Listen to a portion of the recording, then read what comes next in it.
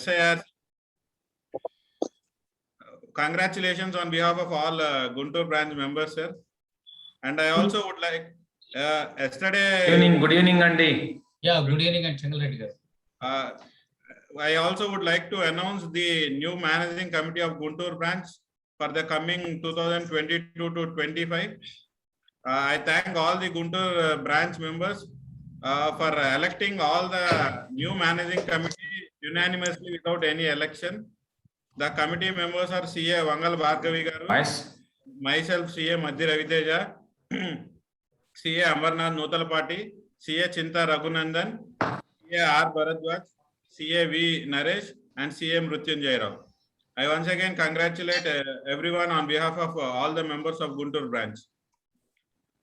Now I hand over the proceedings to our branch chairman, General Gst Srinivasarao, sir. Yeah, good evening, everybody. Good evening. Good evening.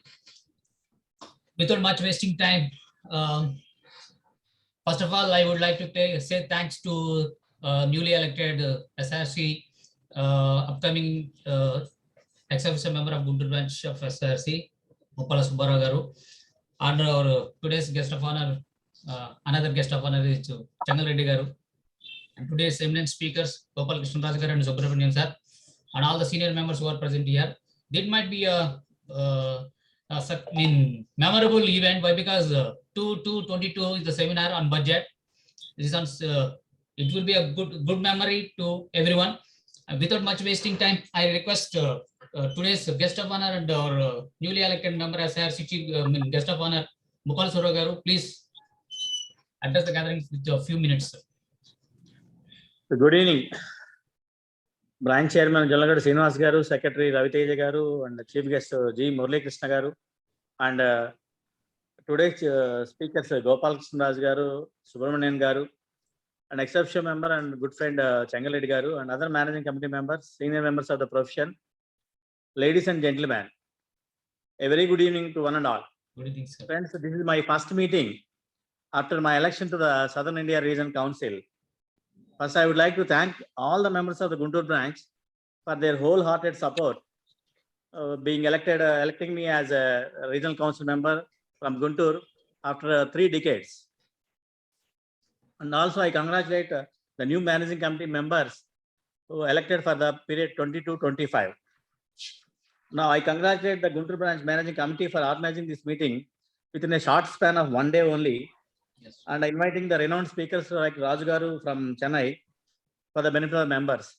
Regarding the Union Budget 2022, every expert is telling that this budget is as a digital budget and the growth-oriented budget. So I request the members to participate actively in this meeting and make use of it. Thank you, one and all.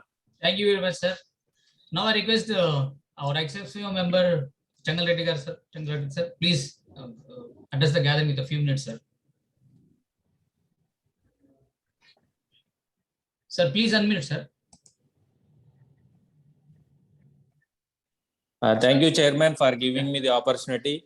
Thank you. Today's chief guest, Sri G Murali Krishna, Deputy Commissioner of State Tax, and newly elected Regional Council members, A. Muppala Subbarao sir, Chairman of Guntur branch, Secretary Madhya Raviteja, Chairman General Gst Srinivasarao Garu, and my good friend, past regional council member Gopal Krishnaraj sir, and the managing committee members CA Chinta Raghunandan, Vice Chairman Bhargavi Garu, the galaxy of past chairmen, senior members, and my good friends, my professional colleagues. A pleasant good evening to each one of you, and welcome today to today's session on analysis of Union Budget. First of all, I want to express my heartfelt thanks to all of you for electing me to the SIRC. I am honored and humbled that you have placed your trust in me. I am blessed to be part of the profession of dignity and trust. I can say I am honored to represent as the Regional Council member of SIRC of ICAI. The trust reposed on me not only motivate me, but also gives me the strength to motivate you to collectively tread on the path of giving our profession the highest pedestal of dignity and trust in the society. I think our newly elected regional council member thrown some light on the today's budget. Yes, the union budget presented in trying times this year followed a contraction in the economy that remained a result of global pandemic. The macroeconomic policies implicit in the budget were directed to reverse the aftermath of lockdown by focusing on 7 engines, that is which roads, railways, airports, ports, mass transportation, waterways and logistics infrastructure for economic transformation, seamless multimodal connectivity and logistics efficiency effectively. Given the increasing digital transformation, the budget mainly focuses on numerous digital infrastructure proposals, including the introduction of taxation of virtual digital assets, RBI digital rupee, digital banking and payment system pillars.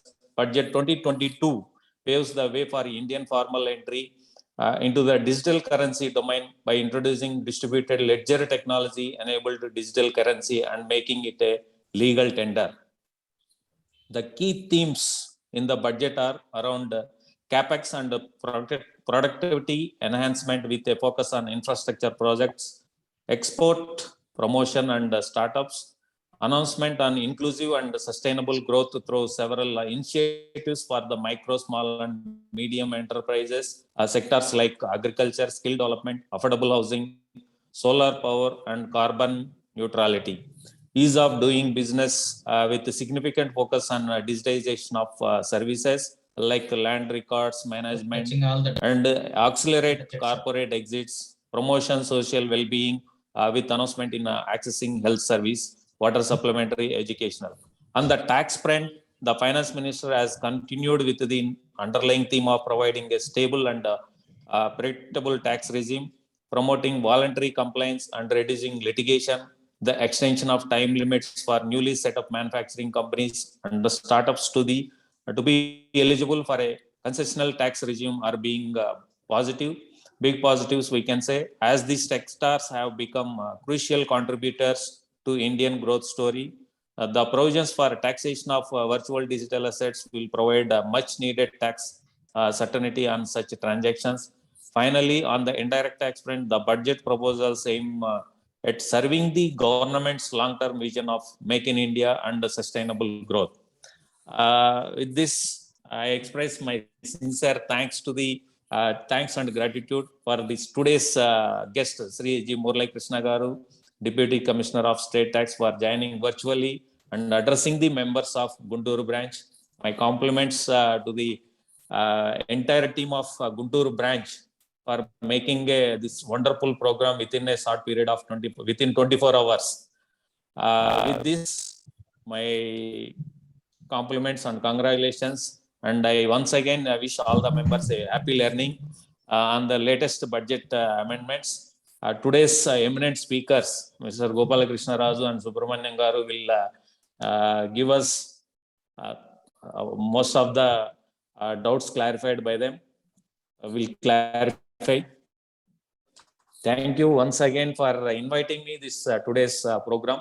Mostly my compliments and my congratulations to the newly elected managing committee. We hope definitely they will carry the whatever the past committee done. With this, I conclude my speech. Thank you. Thank you very much. Thank you very much, sir. Chankal Reddy, sir. You have touched upon all the budget points. Thank you very much. Before going to the chief guest, let me introduce the today's chief guest, Gst Murali Krishna Garu, the Deputy Commissioner of State Tax, Guntur 2 Division. The education qualification is MA Literature, Diploma in Electronics and Communication Engineering, PG Diploma in Environment Studies. He worked in Indian Railways for 14 years in different cadres and selected a commercial tax officer. Selected as a commercial tax officer in 2009, Direct Recruitment Group 1 Services. In native place is Nellore, one of the resource person in the state for Goods and Service Tax Act 2019. With this short introduction, let me introduce G. Murali Krishna Garu to the August gathering. Over to you, sir. Please, a few words, sir. Thank you. Thank you. First of all, President Srinivas Garu and Secretary Raviteja, and also the newly elected management and Subbarao Garu and his team, the eminent speakers of this Gopal Krishna Subramaniam Garu and other participants. A very good evening to all. I am very much privileged to invite me for participating in this budget session. First of all, I would like to congratulate the organizers for arranging within one day, because yesterday itself so many discussions and other interpretations are going on. So this is the right time, I think, to discuss about the budget and to clarify all doubts and all. So as per my knowledge, I think there is no much discussion about taxation, either indirect or direct taxation in this budget. But as you said, and others, for long run sustainable development, it is, I think, it is a very good budget. It's not meant for attracting the people for saying elections, not like that. I think, as per my knowledge, it is somewhat good budget when compared with the previous budget. It's not like attracting the people and all. So it is a right time to discuss all the things for how this startups and taxation and this cryptocurrency and all that should be debatable points. So once again, thankful to the organizers for inviting me. Thank you, Vandal. Please continue. Thank you very much, sir. Thank you, sir. Namaste, sir. Yeah. Now I request Raghu Chinta Raghunandan Sikasa chairman to introduce the eminent speaker Gopal Krishna Raju, sir. Over to you, Raghu, please. Thank you, sir. Good evening, members. I welcome you all to the today's budget session. Today's eminent speaker, we have CA Dr. CA Gopal Krishna Raju Garu, who needs no introduction to our Guntur branch. He is a practicing chartered accountant, registered insolvency professional, and a registered valuer from Chennai. He is a tax and assurance restructuring partner of Mrs. K. Gopal Ram & Co. Chartered Accountants, a public accounting firm with branches at Mumbai, Bangalore, Hyderabad, Madurai, Tiruchirappalli, and Tiruvallur. GKR Garu hails from a family of CS. His father, mother, younger brother, and wife all are practicing chartered accountants. He served consecutive 3 terms of 9 years from 2010 to 19 as Southern India Regional Council member of ICAI. He has been recently awarded honorary doctorate in governance of GST in government sector by St. Mother Teresa University, Melbourne, Australia. He is in the Independent Directors Data Bank and have qualified with distinction the online proficiency self-assessment test conducted by Indian Institute of Corporate Affairs under the aegis of Ministry of Corporate Affairs, Government of India. Other qualifications. He is a qualified valuation examination of Insolvency and Bankruptcy Board of India, qualified limited insolvency examination of Insolvency and Bankruptcy Board of India, associated member of ICMA with All India rank in intermediate examination, associated member of Institute of Company Secretary of India, twin postgraduate diploma holder in Operation Research and in Financial Management from Pondicherry University, MPhil in Management from Tamil Nadu Open University, qualified information systems auditors from the ICAI, and is a qualified professional course in international trade laws and World Trade Organization from ICAI. Hold 8 NSE certifications in financial markets, NSEIL, dealers, derivative markets, security market, debt market, commodity market, AMFI mutual funds, etc. He had authored 2 books, Standard Costing and Variance Analysis for professional students and first lessons in information technology for CA students by Snow White Publishers, Mumbai. He is a seasoned speaker on IT, finance and taxation, and a visiting and guest faculty for numerous institutions, corporates, and B schools. He is a member of Institute of Directors, Bombay Chartered Accountant Society, and Madras Management Association, and life member of Society of Auditors, CA Circle, Active Rotarian. He is nominated for various posts in Tamil Nadu State Council as a Finance and Taxation Panel member, and for All India Institute of Valuers Foundation Chairman, and for Valuation Standards Board, Institute of Valuers, Academic Board, Department of Commerce, Loyola College, Autonomous, Chennai, Academic Council member, DG Vaishnava College, Chennai, Academic Advisory Board, SDNB, Vaishnava College for Women, Chennai, Academic Board, SIVET College, Chennai, Board of Studies, New College, Autonomous, Chennai, Board of Studies, Guru Nanak College, Chennai, Audit Advisory Board, Director General of Audit, Chennai, Executive Committee, Center for Entrepreneurship Development, Anna University, Chennai. Steering Committee, Institute of Directors, Chennai. A passionate writer on technology and taxation in numerous journals and newspapers. Columnist in Tamil Dairy, The Hindu Tamil and Weekly Tamil Magazine, Nanayam, Vikatan and Puthiya Talamurai Kalvi. Regularly appears and interviewed in numerous Tamil TV channels and Tamil FM radios, including DD Pothagai, Jaya TV, News 18 Tamil Nadu, Kaveri News, FM Rainbow. As a versatile speaker, GKR Garu have addressed more than 500 plus meetings on GST to various forums, including professional bodies, Chamber of Commerce, Industry and Trade Association in both English and Tamil. With this introduction, I welcome today's speaker GKR Garu to the address gathering. Sir, over to you, sir. Thank you very much.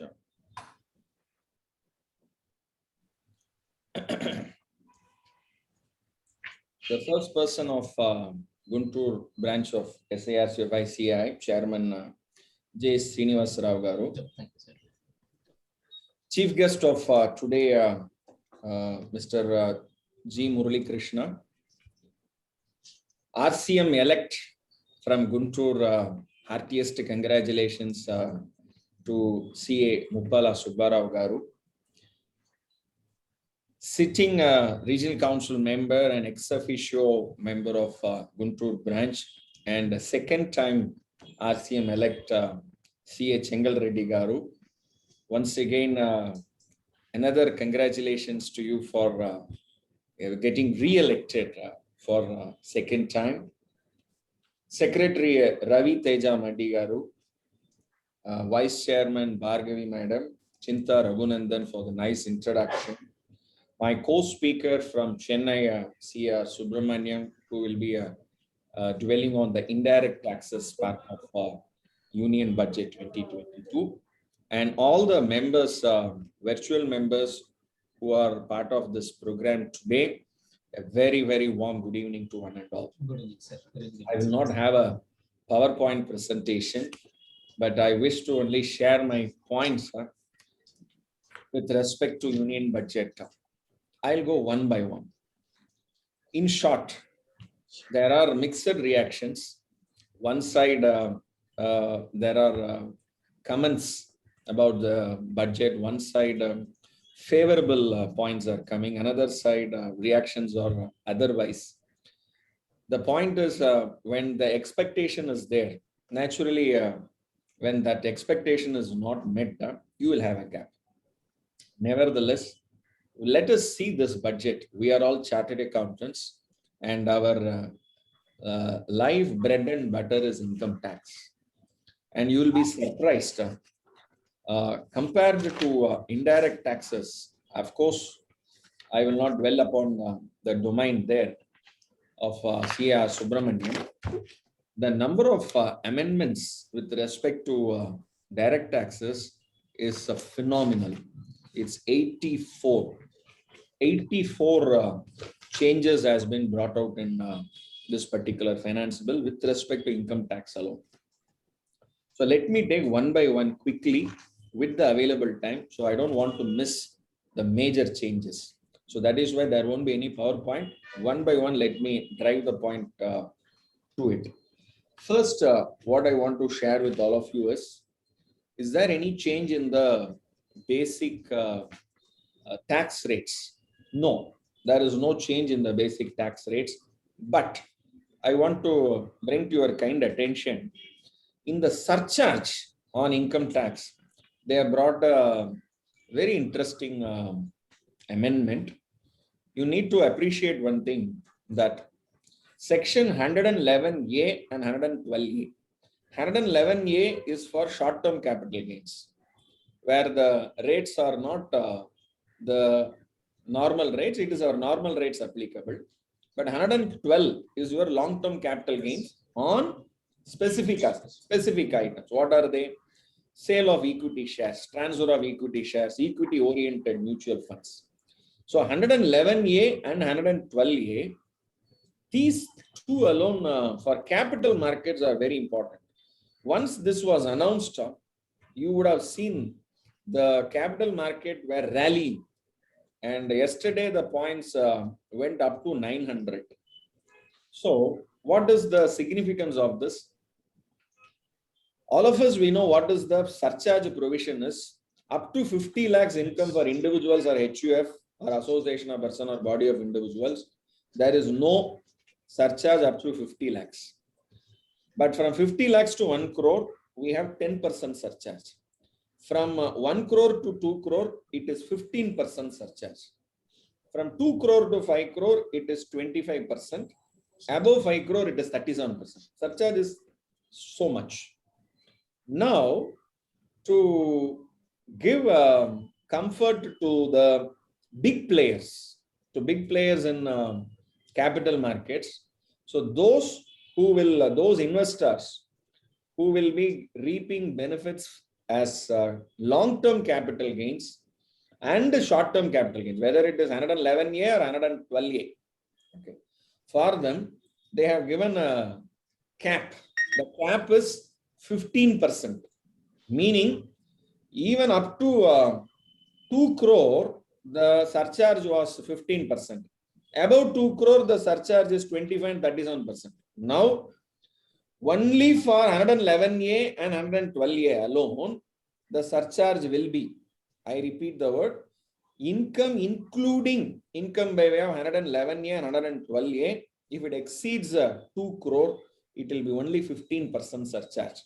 So that is an interesting change that has been brought out, which has actually catapulted the market for a rally of 900 points. And it is maintaining that same momentum even today also. Coming to the next important, I will say, most important change that has been brought out. This is a section that is inserted, 139(8)(a), 139(8) capital A. All of us, we know that 139(1) is the due date of furnishing of. We have 3 due dates. Normal due date, I am not going for the extension. Normal due date is 31st July. And for tax audit, we have 31st October. And for international transaction, 92E, we have 30th November. So maybe if I have not filed my return, regular return within this due date, can I file it belated? Yes. You can file it belated till 31st of December only.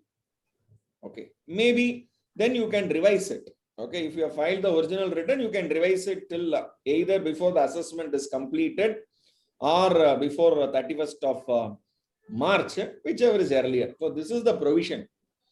Now, I don't have an option to file a return. Today, many assessees, they come forward because of the pandemic period. Why this particular section came? Many have not filed the return even today. I'm sure so many of you will agree that many walk-ins are there even today to our office. Sir, I want to file return. Is it possible now?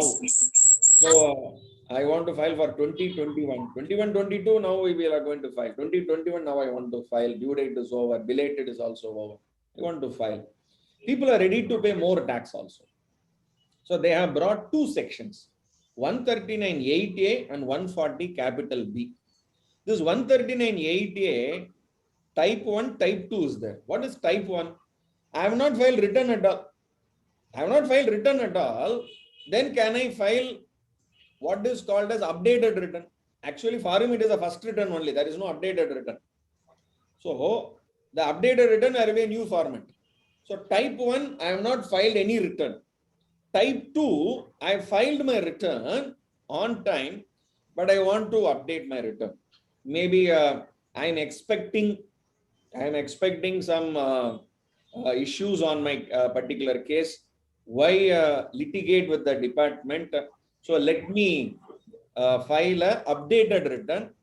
Remember, updated return by paying additional tax. This additional tax they have mentioned. Whatever is your original tax liability, the additional tax should be 25% and above. If you are filing the updated return 12 months from the end of the assessment year. So that means for 21-22, assessment year end will be 31st March 23. Within 12 months means 31st March 24. If you file it from the original return, whatever is your tax liability, if you file the updated return, the additional tax should be at least 25% of your original. This is a plain vanilla situation. Now, can I claim refund? No, it is not possible. Can you file a loss return? It is not possible. There is a scrutiny or there is a search initiated, there is a survey conducted. Can I file a updated return? Not possible. So it is a plain vanilla situation where the government wants to give an opportunity. So you have situation 1, situation 2, not filed return. Can I file an updated return? Yes. Technically, it is a belated return, a normal return. Remember, a normal return. But only thing is, this particular return, they have made section 140B very clear that whatever is the tax liability, that has to be paid. I repeat the word, that tax has to be paid. Then only the updated return can be filed. So therefore, the the updated return format will be a unique format, not the regular return. So you will have a UR return. So maybe the same ITR 1, 2, 3, maybe UR ITR 1, 2, 3. So we have to wait and see for this particular application. So it will be quite, and you can open the doors. You can even put a door, you can put a board also outside our office.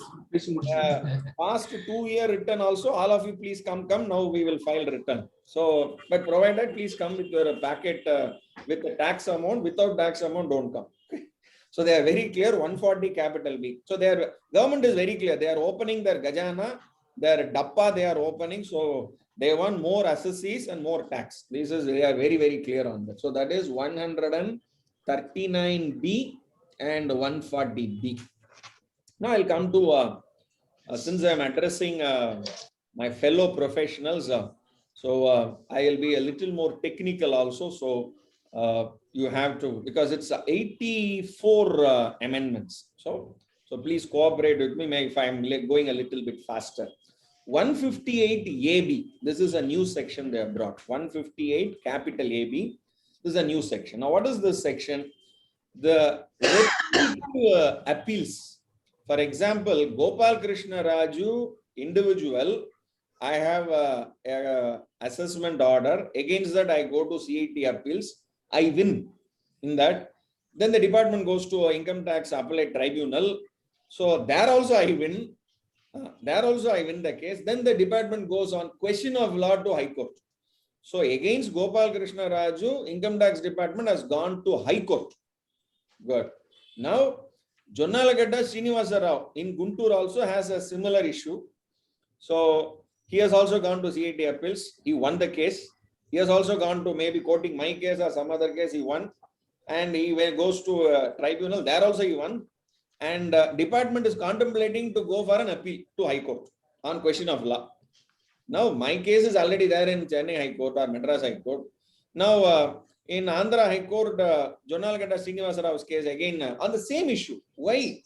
So therefore, this 158 AB, they have brought one interesting point that collegium, that is Gopal Krishna Raju's jurisdictional chief commissioner or principal commissioner or commissioner of income tax, and Jonnalagadda Srinivasa Rao Garu's principal commissioner or chief commissioner or commissioner of income tax, both of them join together. They will discuss and record. Yes, question of law is same. So therefore, we need not go. The option is available in 158 AB. Good. Next, I'm taking you to 48.2. This is treatment of cess and surcharge. If you look at that 40A subclause 2 section, it very clearly says any sum paid as tax on any rate or tax levied. That means income tax paid on profits is not deductible, but surcharge paid on income tax is deductible. Cess paid on taxes, cess like we have GST on that, we have cess we pay. So that cess and surcharge and health education cess we pay 4%. Is it deductible in income tax? This is the fundamental question. So since that 48.2 doesn't have the terminology called cess or surcharge, you will be surprised, even though there is a Supreme Court decision, CIT versus case Srinivasan, which says tax includes surcharge. There are Rajasthan High Court and Bombay High Court. They have given a decision which says that no, surcharge is different, tax is different. So therefore, corporates were very happy to actually claim cess and surcharge as a deduction. So allowable deduction. So which is now plugged by amending 48(2). Now let me take you to next section called 14A. All of us, we know what does 14A is. 14A is if you have a exempted income, on the exempted income, if you have an expenditure, it will be allowed. Logical, that is logic. For example, agricultural income is exempt. Expenditure on agricultural income is deductible, technically speaking. That is what 14A says. No, agri income alone I will tax, expenditure I will not allow you. That is not fair. That is why 14A came. But please understand one thing. On an exempted income, which I am not received in my pocket, okay, but I spend for that exempted income, whether that will be eligible for a reduction, they very clearly, they have plugged that loophole. If you have the exempted income, then the expenditure will be allowed. You don't have an income at all. It is neither accrued nor received. So therefore, now people will come again and say, accrued, it is accrued. Now then I will, if it is accrued, you are eligible for a deduction. Not accrued, not received. Please understand the difference between not accrued, not received, but accrued. If it is accrued, you are eligible for a deduction. But not accrued, not received, then they have plugged that particular loophole alone in 14A. That will be disallowed with respect to absence of an exempt income. Absence of an exempt income with respect to that accrued part or received part, then you are eligible for the deduction. Else, no. So this is with respect to 14A. Now I'll take you to the very, very interesting aspect called 37. Section 37, they have made a major change. And there is a younger brother to it, elder brother to it. And what is the elder brother to it and what is the younger brother to it? Now I want to make one observation to all of you. There is a section called 194R. They have brought a new TDS section. So I have to explain 37 to you, then I will take you to 194R. So you both are interconnected in some sense. Let me explain this 37 where on disallowability of expenditure. Now, what is the disallowability of expenditure? Let me take an example. Indian Medical Council regulations. Indian Medical Council regulations. They have brought a professional conduct, etiquette, and ethics for medical practitioners. Medical practitioners are prohibited. I repeat the word. Medical practitioners are prohibited for taking any gift, travel facility, hospitality, cash, monetary grant.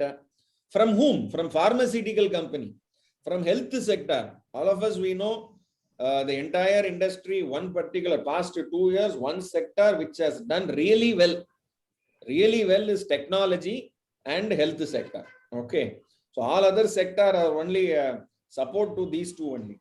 Sector, technology and health sector. Now, please understand these medical practitioners, they don't account that at all. That all of us, we know, we are all professionals, we know. They receive gift, hospitality, cash, monetary grant. But please understand, these companies, they debit these expenditure and claim that as a business expenditure or business promotion. Wow. Now, please appreciate one thing, that under a different law, Indian Medical Council Professional Conduct, Etiquette and Ethics Regulation 2002, there is a prohibition on medical practitioner to receive. So when there is a prohibition only for them, I will give. As a company, I will give. Company is not prohibited. So therefore, they are writing expenditure. So now they have plugged this loophole. So if there is a prohibition for a medical practitioner in that particular law, if you are debiting expenditure in your books of accounts, saying you are giving gift or like that, then that will be disallowed. Now, this is only one example I am giving. There, the section very interestingly reads like this: expenditure incurred by an assessee for any purpose which is an offense or which is prohibited by law will be disallowed. Okay, will not be allowed. So this is one example I have given. Now, I'll take you to the younger brother of this particular provision, which is 28 subclause 4. What is 28 subclause 4? 28 subclause 4 says, any benefit or perquisite, whether convertible into money or not, from business or profession. Example, I am a dealer.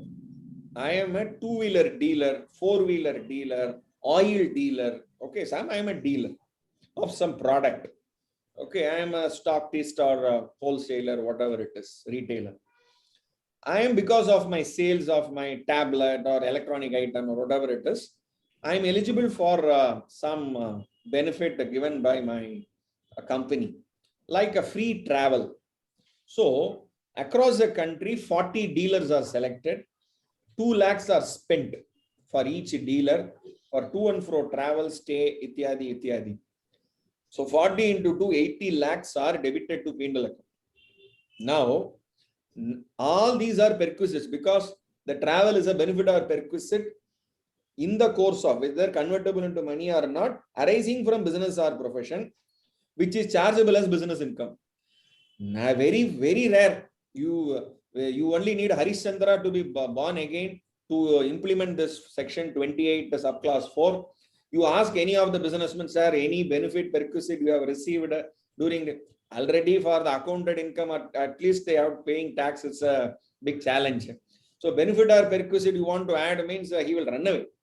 So now, the more and more you put this provision, they will not comply. So indirectly, they have brought a section called 194R. What is this 194R? Very interesting section.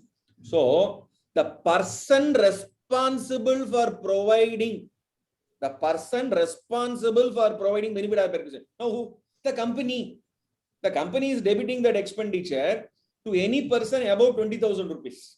So that slab is 20,000. So now I said, everybody, I have spent 2 lakh rupees. Wow. Then the TDS. They say before providing such benefit or perquisite, that means before you book the ticket, first you have to give to income tax department. Then only you book the travel, ticket, everything, and hotel stay and all. So before providing such benefit or perquisite, the 10% has to be deducted and paid to Government of India. So, and then naturally in your 26 years, all you have to upload it. So black and white, the benefit or perquisite will be now visible, and you need not. So the printout of the 26 years or that is called annual information statement. Now the name is now different. That will tell you everything. What is this? He will say, sir, I have not received that. No money is received. From where he will pay it? So that means he has to pay tax from his pocket for the benefit he has got it, because that is debited in that particular P&L as an expenditure. So very interesting point they have brought it, guys. Very, very interesting. Then I'll take you to 43B. This is one very important change, I will say, because of this pandemic period. People would have borrowed money. Say I am an individual. I have borrowed money from where?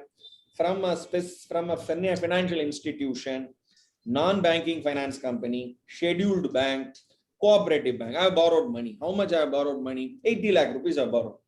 Now for the past 2 years, I'm not paying anything, but the interest is accumulated. How much is accumulated? 8 lakhs plus 8 lakhs. Okay, 16 lakhs is accumulated. I have not even a bit I have paid. So 80 lakhs is loan, 16 lakhs is interest. So in my books of accounts, Gopal Krishna Raju's books of accounts, 80 lakhs will be liability, 16 lakhs is interest. Please wait. Okay. For what purpose I have used? For business purpose I have used, but I have not paid anything. This 16 lakhs is accrued interest.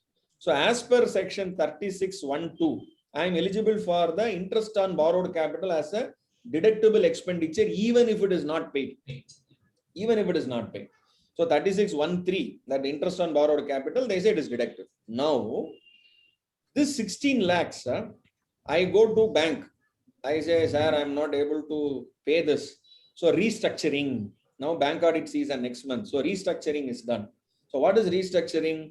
This 16 lakhs is converted to principal. So 80 plus 16 becomes 96. 96. Now, it is now become standard loan. Yes. It becomes standard. So that from 96, that means it is a deferred payment. Technically, it is payment is deferred. That is the logic here. Now, in my books of accounts, what I will do, this 16 lakhs, I'll credit my loan amount, but debit my P&L account as an expenditure, claim as an expenditure under 3613, which they have plugged it through this section called 43B. What is this section? They say payment of interest only on actual payment, especially when you are converting this interest to principal, okay, or loan to debenture, whatever you do. So they have made it very clear. So these kind of restructuring are happening, guys. And n number of restructuring is especially micro, small and medium enterprises last year, this year. So very nicely, very subtly they have brought it. And I'm sure only my chartered accountant friends alone can understand, can appreciate the sense behind this particular amendment, 43B. Okay, 43 capital B, a very, very important amendment. Now, come to this startups. I must definitely appreciate the intention behind bringing this amendment. 80 IAC. 80 IAC, this is for eligible startups. This is eligible startups. This concept was brought well before that startup, when that Startup India movement started. At that time itself, 1st April 2016, our Pradhan Mantri said India should not be a country of job seekers, should be a country of job givers. So youngsters, please come forward with an idea, with a startup idea, unique idea, innovative idea. Please come, get the certificate from Inter-Ministerial Board of Certification from Ministry of Industries. Then turnover up to 100 crore, profit for 3 years, whatever may be the profit, fully deductible, 80 IAC. But the company should have been incorporated before 1st April 2022. Now, Madam Sitaraman is very generous that yes, because of the pandemic, people would have delayed their process. So I'm giving 1 more year till 1st April 20 till 31st March 2023. So if at all any of the youngsters, they have an idea, saleable idea, marketable idea, let them get the certificate from Inter-Ministerial Board of Certification and then start business up to 100 crore, whatever may be the profit, 3 years, no tax, no tax. Then, very important, guys. This is very, very interesting. And even in the floor also, Madam Sitaraman has mentioned this, that for cooperative societies, the alternative minimum tax and corporates, AMT was, even today there is a disparity between corporates and partnership firms. So when they are going to remove the disparity, I don't know. But I thought that disparity they'll remove this time. At least partnership firms, they'll be very happy. But still partnership firms tax rate is 30% only. And a majority of the partnership firms, they don't make turnover above 400 crores and all. So, and 400 crores turnover for a corporate is 25%. But here, AMT, for cooperative societies, it was 18.5%, now brought down to 15%. So that is one at par for cooperative societies to corporate. So that is 115 JC. Then I'm coming for this 80 CCD. This is for National Pension Scheme. I'm sure all my CA friends, you will definitely agree with me. And we are also advocating and advising our clients that 2 things are very, very essential. One is the Public Provident Fund and another is this National Pension Scheme.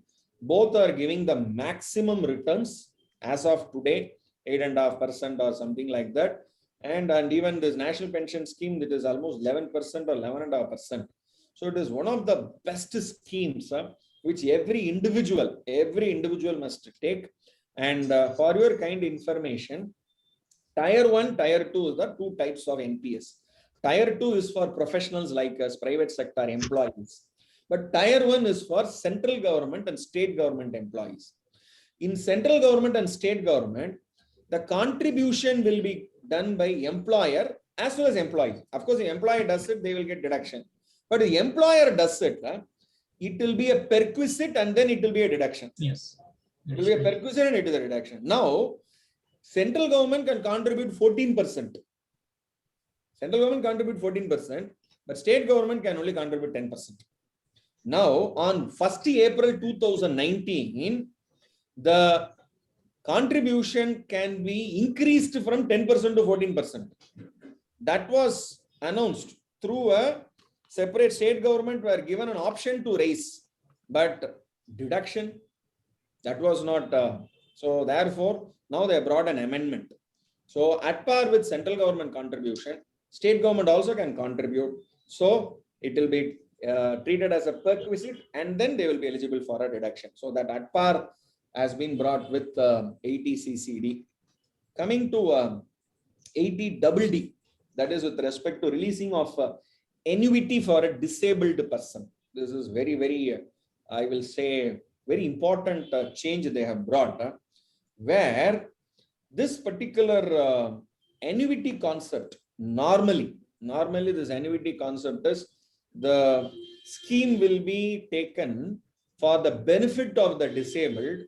Contribution will be made by the parent. Okay, that is the insurer. Okay, sorry, not the parent or the guardian, they will make it. Now, the point here is in the event of death of the individual, then the particular amount will go to the disabled person. Now, if the individual or the member of the independent family is still alive, can the annuity be taken by the respective disabled person? So that provision is missing there.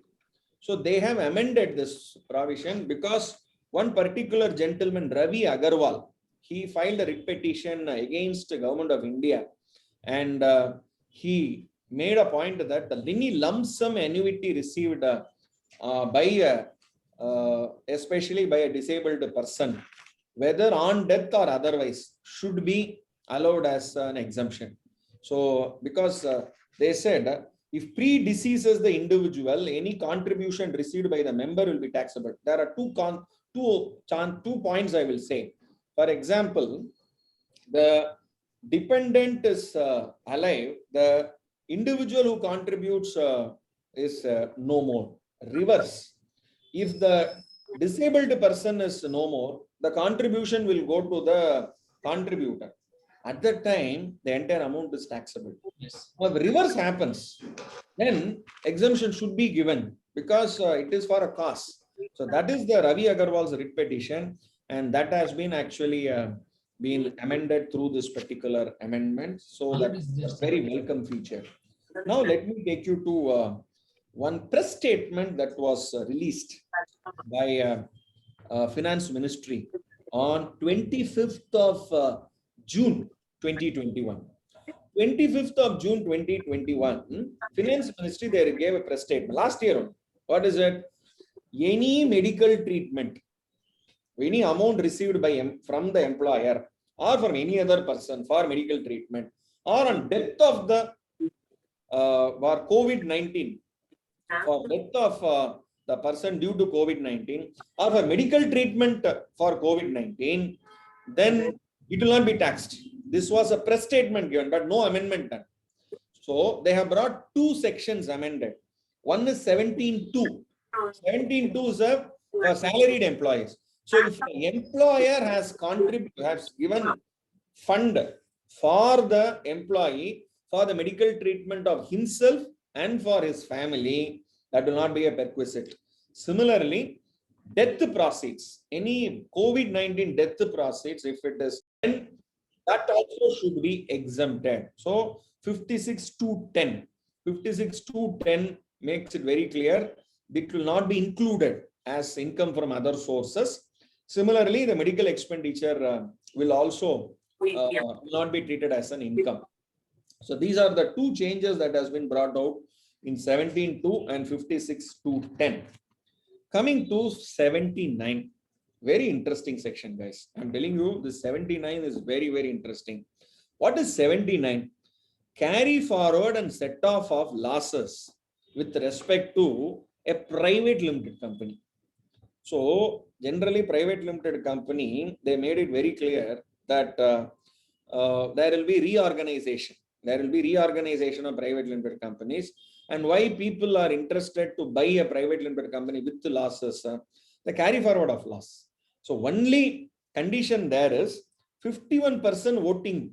That means that people who were before and after, the management should be same, the shareholder should be same. Then the carry forward and loss can happen. Now, this provision, there is a possibility of implication of this provision for public sector. My God, please look at LIC is going to disinvest. Many of the public sector, they are disinvesting. When they are disinvesting, there is no private limited company definition under Income Tax Act. The definition is called company in which public are not substantially interested. That is the only definition.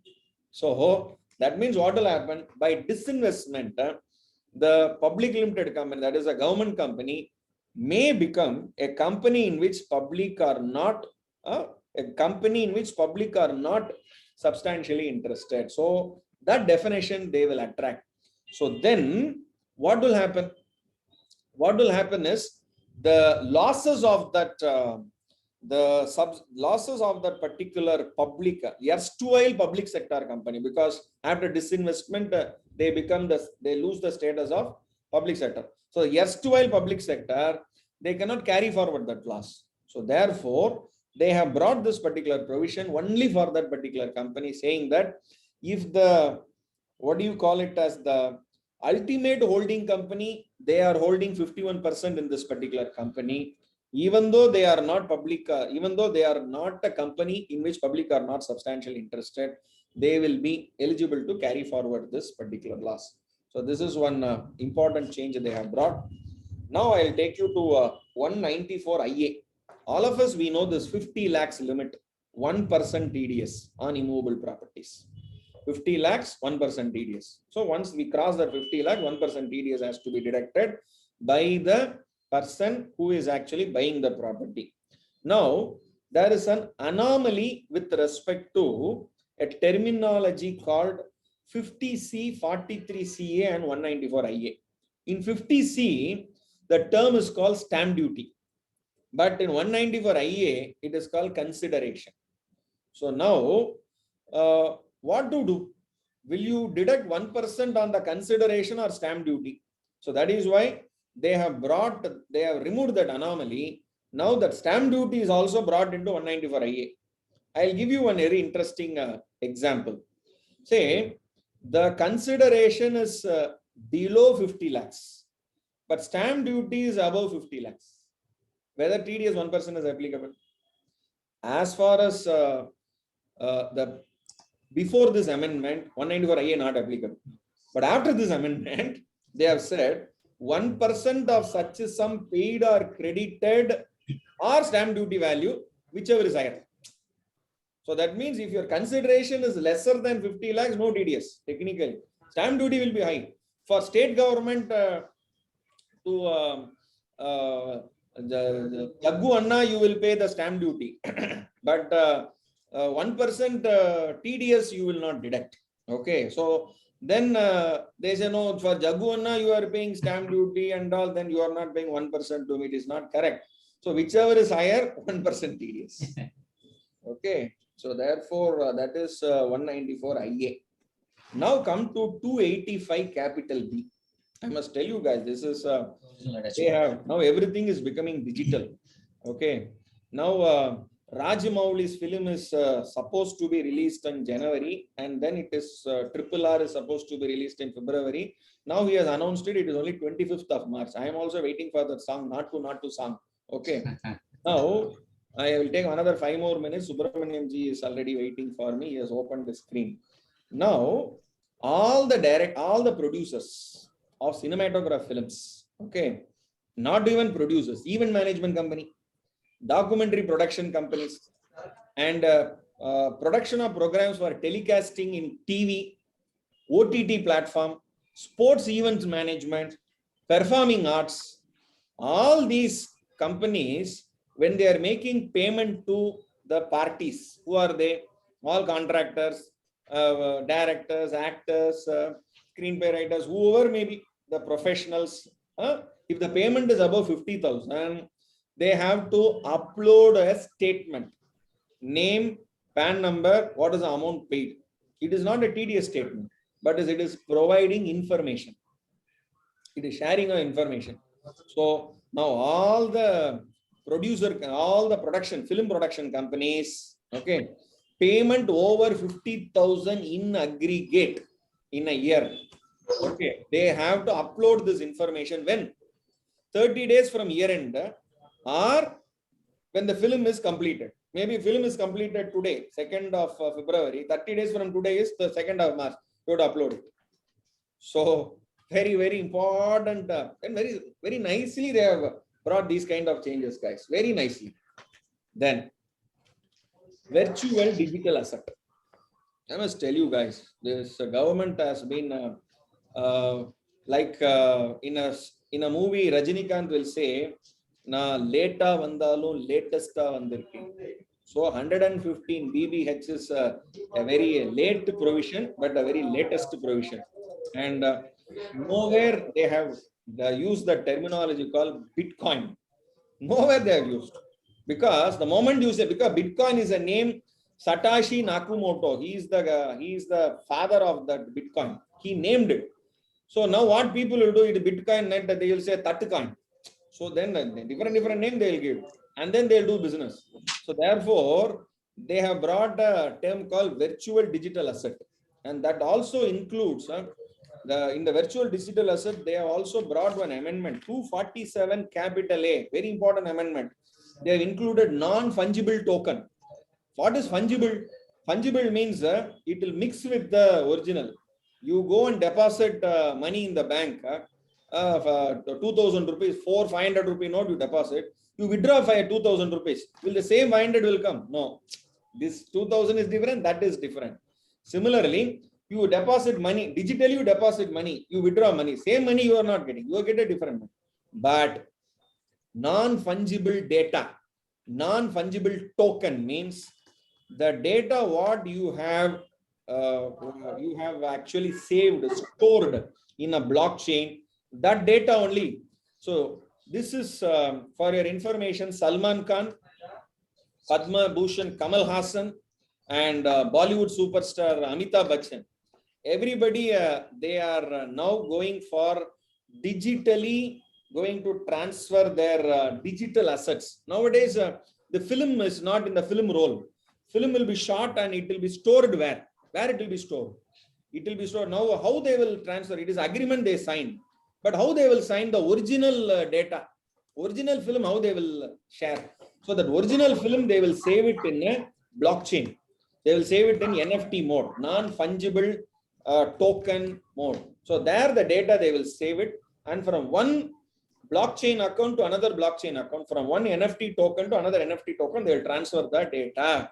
Then you will use it for broadcasting and other purpose. So that is very, very important. And they have brought two provisions. One is 115 BBH. Any profits on virtual digital asset, let us say Bitcoin, 30% tax.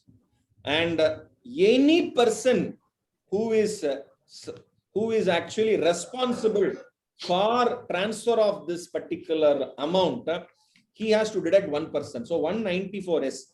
This is one place, if you ask me, who's that any person? I don't know. So that is why they are going to bring a guideline.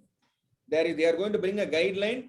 This 115 BBH is going to be a very big subject. I'm telling you, it's going to be a very big subject. So let us all gear up for this. If I nowadays what is it? The invitation, the reception invitation, marriage invitation is coming in digital mode. So, and digitally only I'm seeing the marriage and the reception. They say digitally you transfer the money. No, I will say, no, I will not digitally transfer. I will transfer the money, Bitcoin. So when you receive Bitcoin as gift, it is taxable. 56,210 they have amended. 56,210 they have amended. So Bitcoin. So you receive Bitcoin as a virtual digital asset as a gift, taxable. Okay, and you transfer it, profit 30% taxable. Loss cannot be set off, cannot be carried forward. Loss, it is your risk. Even today, I want to mention two notifications of Reserve Bank of India. 24th December 2013, Reserve Bank of India cautioned users of virtual money. 6th April 2018, prohibits dealing in virtual currency. 11th February 2020, cryptocurrency is banned, and RBI proposes the new digital currency. Remember, guys, RBI digital currency is different. Bitcoin is different. Okay, so RBI's digital currency is, you can keep your money in money format. You can keep your 100 rupee or 200 rupee in virtual currency given by Reserve Bank of India. Further, you have to open a separate blockchain account, and then in that blockchain account, that blockchain server will be under the control of Reserve Bank of India. Today, none of the blockchain servers, none of the Bitcoin servers are under the control of any government, any political party, none. It is only done by cartel. It is done by the private sector. That is why government is clear. They will not regulate Bitcoins. Okay, that means it is unregulated. But profit on that, people can't escape. People can't escape profit on that. They have to pay tax. That doesn't mean that it is, so there is a debate. We can have a Nia Nana tonight, whether Bitcoin is legal or not. Remember, illegal money also, income tax has right to claim tax. Illegal money. So Bitcoin income, is it legal or illegal, is not, it is a separate debate. But the provisions have come, and nowhere the law provision says it is Bitcoin. It is virtual digital asset. That includes everything. So very interestingly, they have brought this particular provision. And maybe only one more provision I will say, and then I will leave the floor open, because I got the floor only by 6:15. So I will take another 2 minutes. 179. This is one section I wish to share my thoughts here, because this is one section which is exclusively for the liquidation of companies. I repeat, it is only for liquidation of companies. Now, if it is for liquidation of companies, if there is a tax due, can I go behind directors? Yes, you can go behind directors. But how about a company which is not into liquidation? So therefore, this section 179, they have amended the liability of directors of private company liquidation. That is actually the section. They amended that section to liabilities of directors of private company. So not only liquidation, even when it is not in liquidation also. So that is 179. Now there are another section 272A, where penalty for failure to answer questions, sign statement, furnish information, return, allow inspection. Per day penalty was only 100 rupees. They increased to 500 rupees. So all these small changes they have done. Two major changes they have done. Two major change. One is entire section 144B, faceless assessment the procedures, they have amended a lot.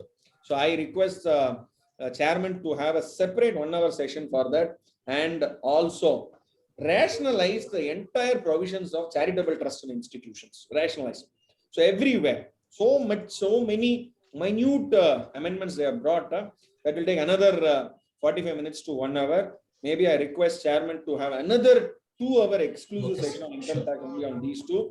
With this, I must thank each and every one of you present here for your virtual presence, for attentive virtual presence, and also special thanks to Chairman Srinivasa Rao. So he is going to lay down his office this month with a wonderful program. He has this February month he has opened it up, and my congratulations once again to Mupala Subba Rao on being elected from Guntur after 30 years. So it's a time to celebrate. Next time when I'm in Guntur, we are going to celebrate it. Okay. Thank you very much. Thank you, sir. Thank you very much, sir. A nice, wonderful presentation, sir. Within a spot span of, I think, 50 minutes, we have covered all the lot of sections, sir. Thanks, sir. Thanks very much. Now I request our treasurer, Amanath, please introduce our second session speaker, Subramanian, sir. Over to you, Amanath.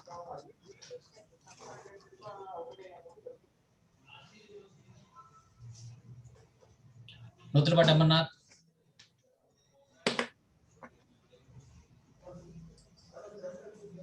Amar, Unmute change, sir. please unmute and speak.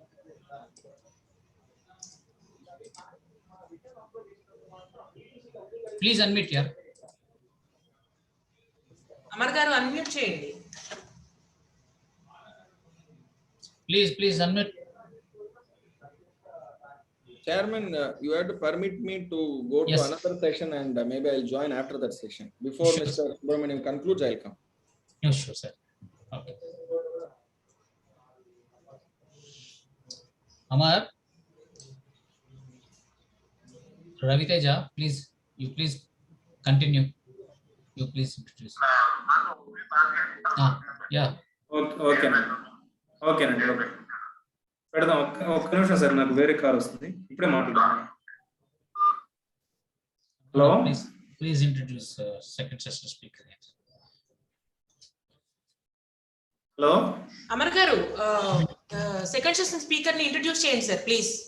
ఒక్క నిమిషం yes ma'am Bhargav garu, you go ahead, please. Amar, please. Hello hello Yeah, you are audible here. Yes. Good evening to all the members of the Guntur branch of SIRC of ICAI and today's chief guest, Sri Murali Krishna Garu. It is my privilege to introduce today's speaker, Sri CA Subramanian Garu. CA Subramanian R is a BSc graduate CWA, FCA and a law graduate practicing as a chartered accountant since 1996. He has over 25 years of in-depth professional experience in direct tax and indirect tax practice, and he is the founder and senior partner of Subramanian and Associates, headquartered at Chennai and full-fledged branch office at Bangalore. His area of specialization includes income tax, GST, besides the recently repealed legislation of service tax, central excise, central sales tax, and state VAT. He has delivered presentations in over 700 orientation seminars on GST. He addressed a seminar on GST even prior to its introduction, with effect from 1st July 2017. He continues to address seminars or meetings on GST post its introduction. He also has the unique distinction having trained government and private sector employees on the GST. CA Subramanian regularly appears before all the direct and indirect tax authorities, including CAT appeals, ITAT, CESTAT, and VAT tribunals. He also trains the GST officials of state and central government. He is also an approved valuer accredited to IBBA.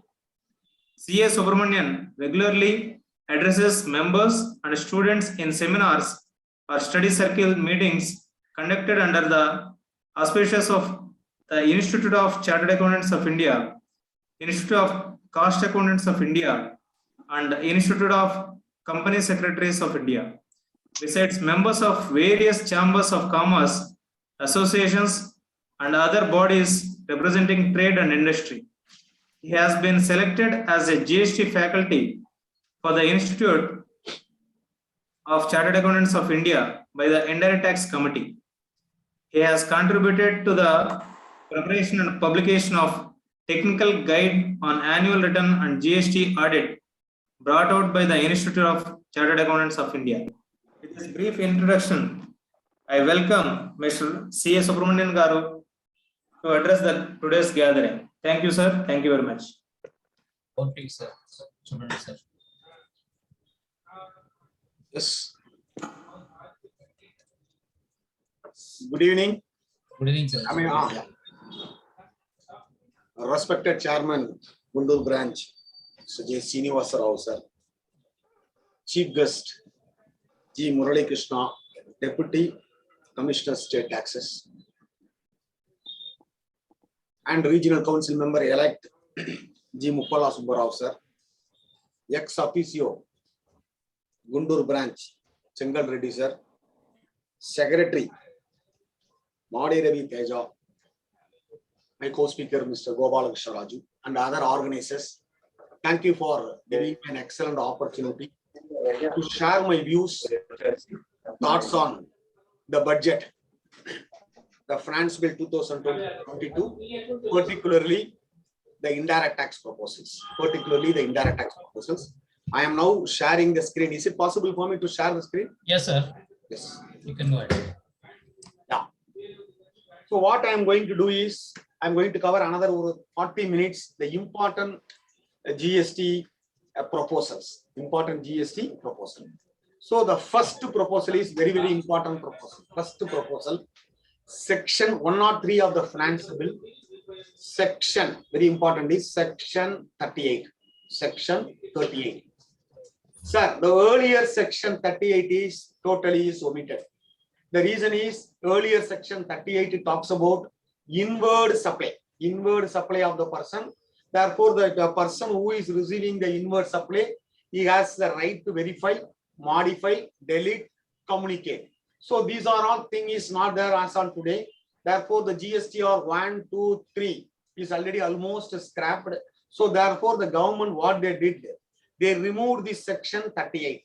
So therefore, no section 38. So instead, they brought the new section 38. So what this section says 38? This section 38 says very clearly. Be with me. The detail of outward supplies. Furnished by the registered person under section 37. Auto-generated. It will be auto-generated. Containing the details of input tax credit. It shall be made available electronically to the recipient. Sir, can you skip this slide, sir? Yes. Yeah. All right. No, sir, it's not going, sir. You are not able to see. Yes, sir. Only the first page I am seeing, sir.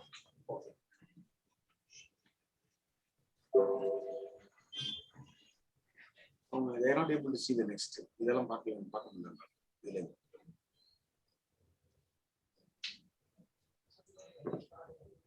So therefore, section 38, the old provision is totally deleted. It is omitted because the inward recipient, he is not required to file GSTR 2 or GSTR 3. So that. Yes, sir. Fine. Okay, right. So now the new section, what it says? The new section 38, now it says, old section is being removed. The new section now it says that it will be auto-generated. So therefore, the input tax credit shall be made available electronically to the recipient. So therefore, that is nothing but GSTR 2B. So therefore, it will be automatically generated. So therefore, a person who wanted to claim the credit, what he has to do, he has to verify the GSTR 2B and whether it is reflected in the GSTR 2B. Once it is reflected in the GSTR 2B, he is eligible to claim that credit. As you know already, that section 16AA is already amended, and rule 36(4) also is being already amended from January 1, 2022. Now this section is talks about only the 2B, and it puts certain other condition. So therefore, the first condition is that will be automatically, it will be made available to the recipient. This is a first condition. So very important is the auto-generated statement in Form 2B. The auto-generated statement in Form 2B shall consist of two parts. The first part, very important. The first part, inward supply in respect of which the credit is available. So therefore, in GSTR 2B, you can check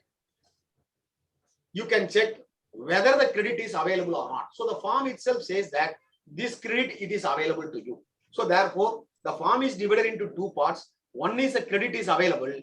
The second is the credit is not available. not available. So therefore, the section further says that the detail of supply in respect of which such a credit cannot be availed, whether wholly or partially, by the recipient on the supply being furnished. No doubt, this is being already furnished by the supplier under section 37(1). It is being reflected in GSTR 2A, but it is not being reflected in GSTR 2A to be as a available credit, but it is being reflected as a not eligible credit. The reason is, the first condition is by any registered person within such a period of taking a registration. So therefore, this is the first condition. It says that if a person is a newly registered person, and if you are going to purchase from that person,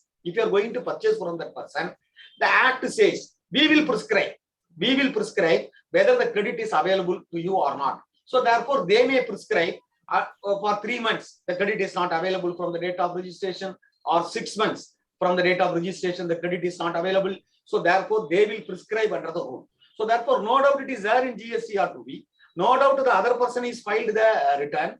No doubt it is being automatically generated in 2B. But in spite of that, the further condition is being stipulated through the finance bill. It says, in case of a new registered person, we will prescribe whether it is eligible or not. So this is a first condition. The second important condition is, sir, if the supplier is defaulted in payment of tax, for such a period, whether it is 3 months, 2 months, or 6 months, we will prescribe. But if the supplier is defaulted in the payment of tax, then it will come only in GSTR 2B as a non-available credit. It won't be reflected as a available credit. It will reflect as the credit is not available. So therefore, my supplier, I purchase the goods. I am having the invoice. I paid the consideration to my vendor. In spite of fulfilling all the condition in section 16, this proposal says, if the supplier defaulted in payment of tax, then in such a situation, it will be reflected in GST on which the credit is not available. So therefore, you cannot take the credit. So this is the second condition. So these are all the amendment in section 38. Be careful. These are all the amendment in section 38. It is not effective. It is only a finance bill. Therefore, it has to be notified. The date of effect also which will be notified. But it says that the credit is not available. So this is a point number. The point number 3 is very important. By a registered person, by such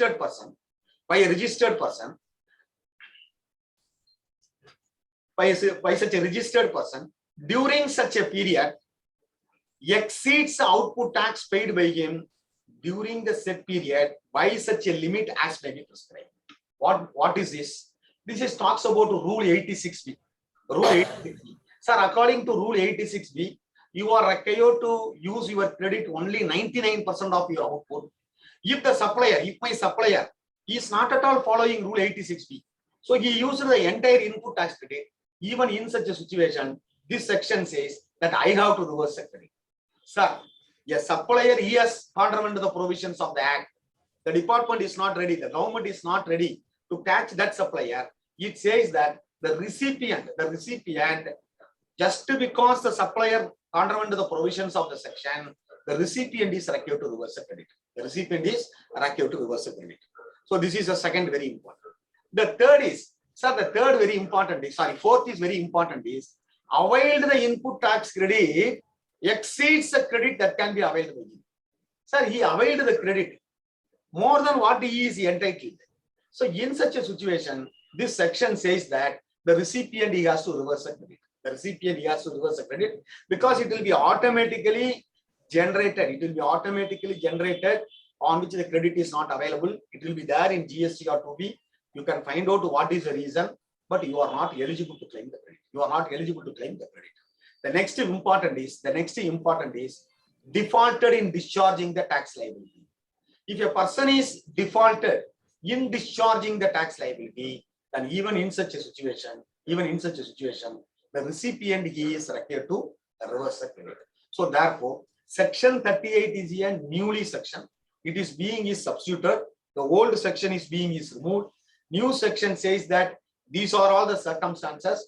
No doubt, it will be automatically, it will be generated in form GST or 2B. But however, it will be there in the column on which you are not eligible to claim the credit. On which you are not eligible to claim the credit. So this is a major amendment in section 38. This is a major amendment in section 38. So this is a first, the first bill, clause 103 of the finance bill. So therefore, what you should be very careful is that newly registered person, you must be very careful. Default in payment of tax, the person is defaulted in payment of tax, then also you are not eligible to claim the credit. Tax payable as per GSTR 1 is more than tax paid on GSTR 3B. That is very important.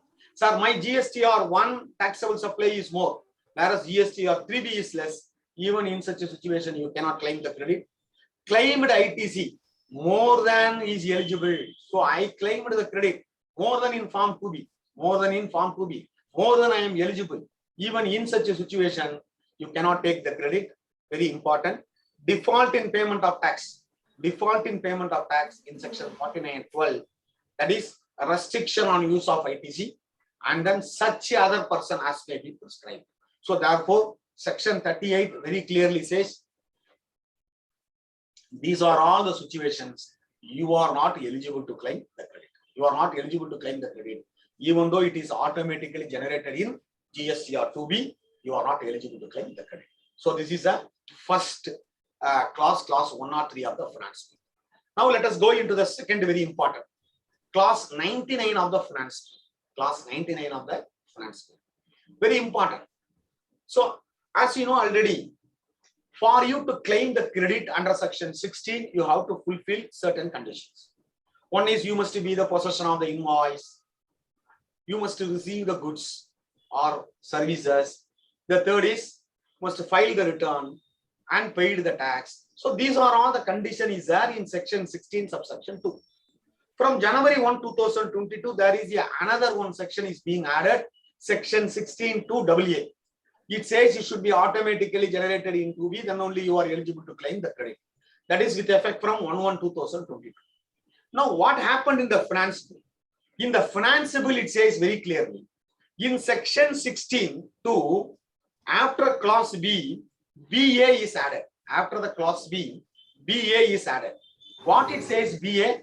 BA says the detail of input tax credit in respect of the said supply communicated to such a registered person under section 38 has not been restricted.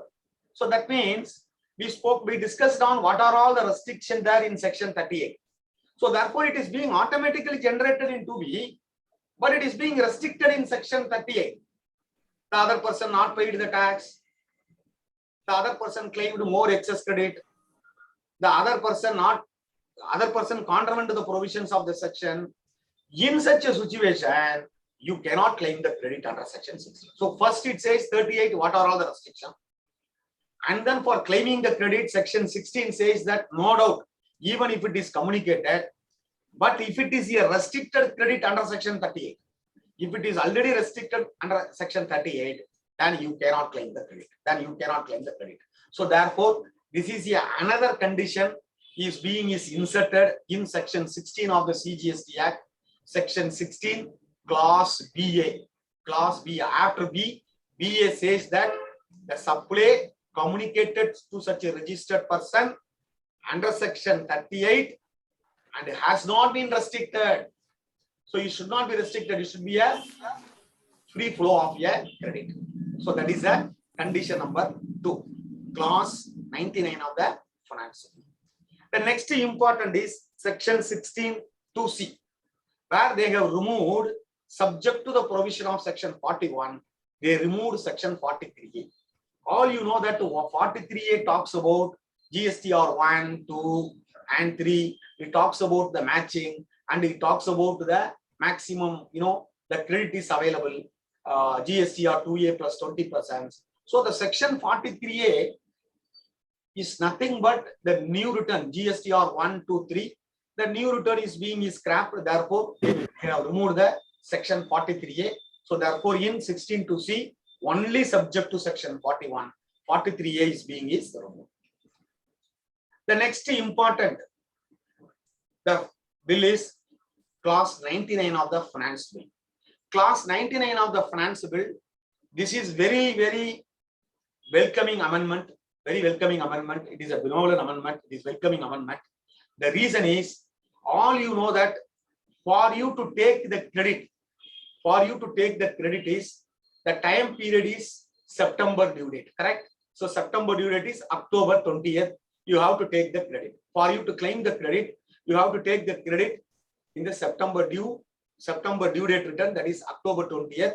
After that, you are not eligible to claim the credit. After that, you are not eligible to claim the credit. Now, what happened in section 16(4)? They have removed the September. They have removed the September. Instead, 30th day of November. Instead, 30th day of November. So therefore, now you can claim the credit up to 30th day of November. Sir, it is not related to the due date of return of October. It is not related to due date of return of November. It talks about only 30th day of November.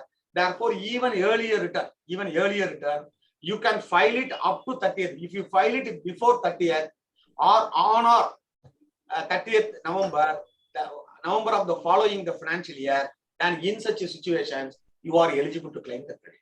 The main reason is that the due date for filing the income tax return from September to 30th is being extended. So therefore, now the act is being amended, because at the time of audit or finalization of accounts, we found lot of mistakes, which we are not able to rectify. The reason is 30th September or October 20th is the last date.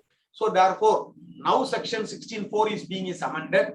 Now the section 16(4) says that 30th day of the November is a date on which you can claim input tax credit in respect of your invoices or in respect of your debit note. In respect of your debit note, there is no due date, there is no invoice related. It is only 30th November. So therefore, following the financial year 30th November, you can claim the input tax credit.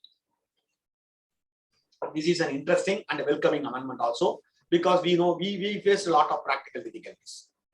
The next important is 101 of the finance bill. Sir, 101 of the finance bill, amendment in section 34. What is the amendment in section 34?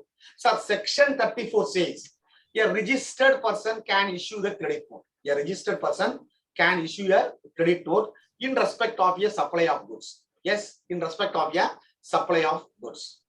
Sir, for that also the time period is only the September month of the due date. Now this amendment says that 30th day of a November. Now the amendment says that 30th November of the succeeding year instead of 30th September. Instead of 30th September of the due date. So therefore, the credit note can be issued up to 30th November. The credit note can be issued up to 30th November. Earlier, sir, there is a restriction. The section says not later than September following the end of the financial year. Not later than September following the end of the financial year. Now the new provision says that the 30th day of the November. The 30th day of the November following the end of the financial year. Following the end of the financial year. So that is the next very important amendment. So now, this is very important. Cancellation or suspension of the registration. Cancellation or suspension of your registration. Sir, earlier, section 29B says, a person paying a tax under section 10, that is a composition dealer who has not furnished the return for 3 consecutive tax periods. Who has not furnished the return for 3 consecutive periods, his registration will be suspended or cancelled.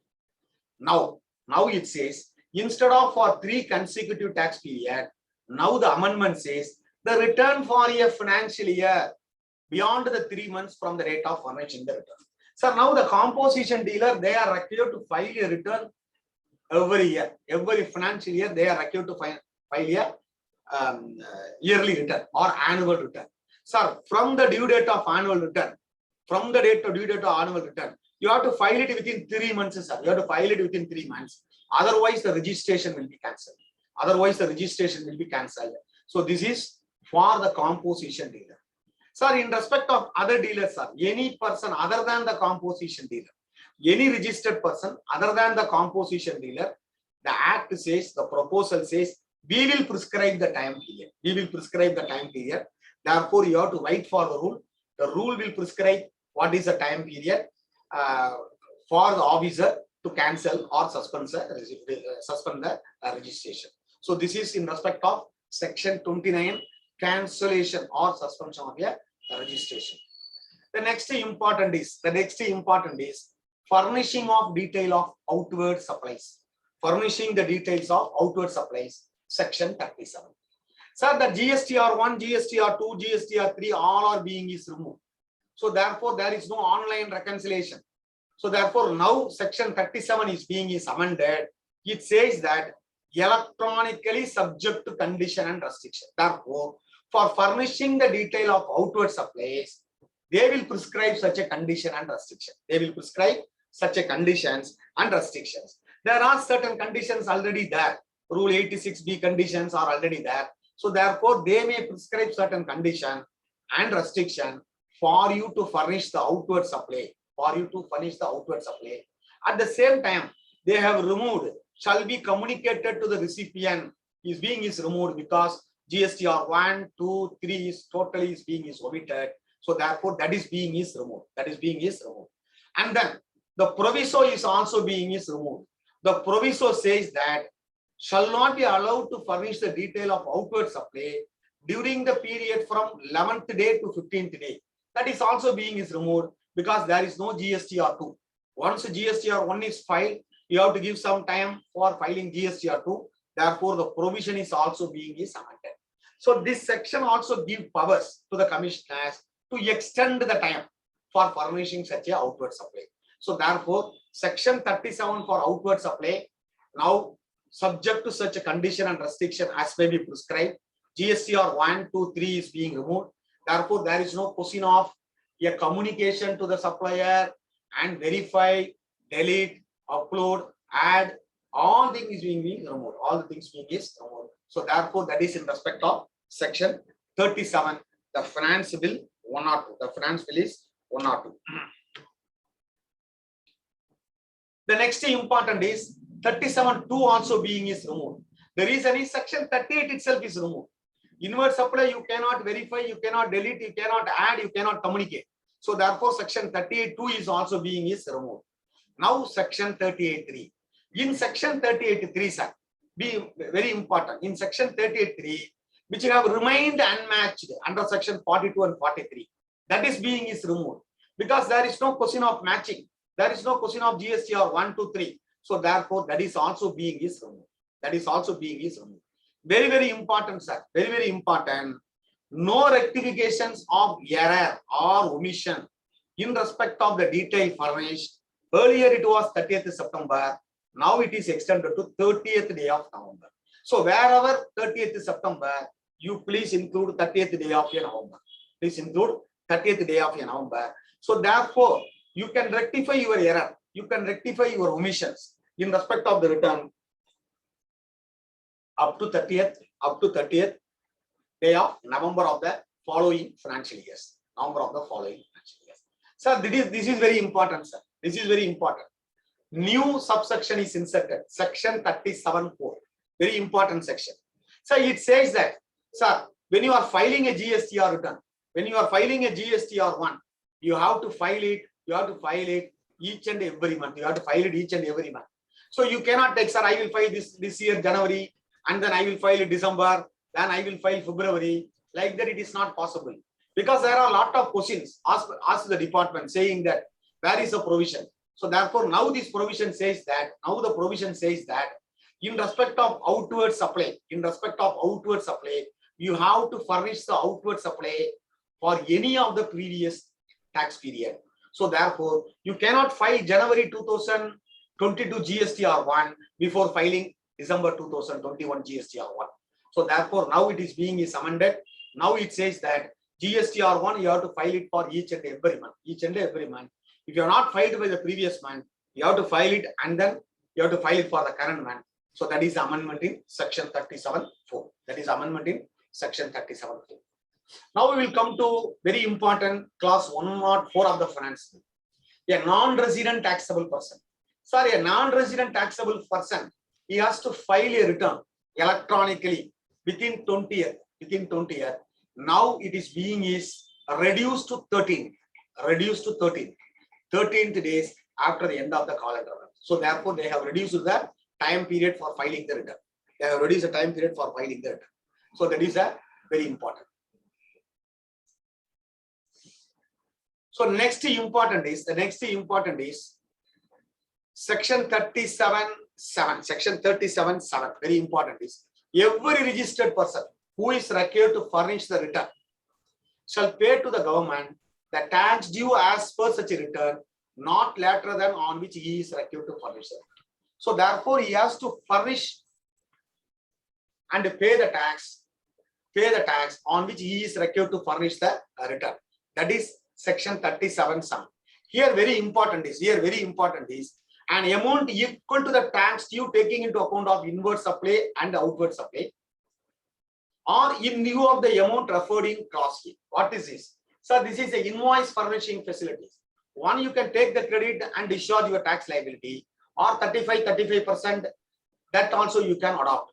But however, you have to make the payment. Not later than the date on which he is required to furnish the return. That is section 37(7). So this is a omission in the return, which he can file up to 30th day of November. So this is very important, sir. This is very important. Section 37(10) is very important. It talks about a registered person shall not be allowed to furnish a return, GST or 3B. Shall not be allowed to furnish a return, GST or 3B, for a tax period if the return for any of the previous tax period not paid. So therefore, for you to file January 2022, you have to file your GST or 3B of earlier month. And also very important, outward supply under subsection 37 for the tax period. So for January, you have to also file your GSTR1 also. So this is also an amendment because what we did, we will file only GSTR1. The reason is we know very well you are not required to pay the tax, but GSTR3B you are required to pay the tax. Therefore, we don't want to get any complaint from our vendor. So therefore, what we do, we will file a GSTR1. Now this section says that no, I will not allow. You have to file your GSTR3B also. That is very important. Now this section 41, very disturbing section, like section 38. So section 38, I told you, it is not sufficient if it is generated in 2B, but it should not be a restricted credit. If it is a restricted credit, section 38 also not allowing, and as well as section 16 also amended. Section 16BA is amended, saying that if it is a restricted credit, you are not eligible to claim the credit. Now what section 41 says? 41 says very interesting. 41 says, very important, sir, very important. 41 says, first it says, the provisional assessment is being removed. Now it says, it is a self-assessed in his return. So therefore, I am a dealer, I am filing a return, I am working out my tax liability, I am taking the credit, and I am filing a return on self-assessed basis. Earlier on provisional basis, that is being removed in section 41. Now it says that it is on self-assessed basis. So therefore, the dealer, he has to claim the input tax credit on self-assessed basis. Okay, this is sufficient. Now you see section 41(2), very interesting. 41(2) says the credit of input tax availed by a registered person in respect of such a supply of goods or services or both, the tax payable wherein has not been paid by the supplier shall be reversed along with the applicable interest. What do you mean? Section 42 says the supplier, he has to file the return, he has to pay the tax. 41 says to the recipient, says that no, the supplier not filed the return, the supplier not paid the tax, therefore you please reverse your input tax credit. Not only input tax credit, Please pay the applicable tax rate also, interest also. Please pay the applicable interest rate tax also. So this is in section 40. This is in section 40. Already there are a lot of restrictions in section 38. Already there in section 16 2BA. Now section 41.2 says, very clearly, I will not allow you the credit. If the supplier not paid the tax, you have to reverse the credit. Not only to reverse the credit, but also you are required to pay me the interest. 2 times they are paying, sir. So pinching section. Yes. Yes, sir. At 2 times we have to pay, the purchaser has to pay 2 times, no? With this section. If the supplier is not going to file the return, and again, yes. Yes, this is we have to represent to the government. Yeah. Say, when the law was introduced, they told you will be having lot of credit, sealess credit, all. Now I am seeing no credit at all. So I can call it as C no credit. It is not seamless credit. C no credit. Subramanian sir. That is being amended in such a way. Yes, sir. Yes, madam. How the government is going to lay down the procedures to know whether my supplier has filed the return, whether he has paid the taxes, whether he has taken that 99% of credit and all. So how do I know, sir? For every month, I cannot keep on tracking with my suppliers, all the suppliers. Correct. I agree. Will there be any mechanism? Will there any thing in the GST portal to know that my supplier has done everything perfectly? Yes. So you please write, because if you go through section 41.2, it says in such a manner as may be prescribed. So therefore they will prescribe in the rule. You wait for the rule 1. The second very important is, even as on today, I don't know whether my supplier paid the tax or not, whether he has taken my supply or not. All the things I don't know. So that is why there is a Madras High Court decision, all you aware of it, Breathal Enterprises. Is a Madras High Court, it says very clearly, you cannot, come to the recipient immediately. So you have to find out to the supplier and you have to recover only from the supplier. And if it is not possible for you to recover from the supplier, then only you have to come to the recipient. But in that case, what happened? The officer came to straight away to the recipient and asked the recipient to reverse the credit. Sir, there is one press release. If my remembrance is right, the press release dated 4/6/2018. The press release also says very clearly, first you have to go to the supplier. If you are not able to catch the supplier, then only you have to come into the recipient. Yes. But the officer, what they are doing? They are immediately going to the recipient and they are asking the recipient to reverse the credit. So my view is, whatever you are saying through the press release, that first you have to go to the supplier, you have to ask. Yeah. They have inserted this provision in that. That's why they say to say that this amendment is came only to remove that Madras High Court decision and all press release, all. So therefore you have to wait and see. As you rightly said, it is very difficult for us to find out whether the supplier paid the tax or filed the return, whether he has included the supplies or not. It is very difficult. Even if GST or 3B is filed, even in such a situation, it will be very difficult for me whether he has included my supplier or not. Whether he has for example, my question is, for example, please, Bangal Bharti, please complete the session and afterwards. Yes, okay, sir. Okay, please. No problem. Yes. So therefore, this is a very interesting amendment in section 41.2. So this is to be, there are certain judgments even under the earlier law. It says you cannot punish the recipient. So therefore, the same law, this definitely it will be a challenge before the High Court. So therefore, you have to wait and see. That is in respect of section 41.2.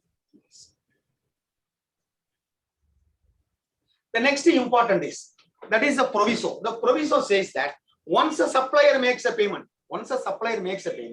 you can take the credit again. So therefore, the first condition is the supplier, he didn't make the payment to the government. So therefore, the section 41.2 to reverse the credit. I reverse the credit. After 3 or 4 months, the supplier paid the tax. In such situations, I can take the credit.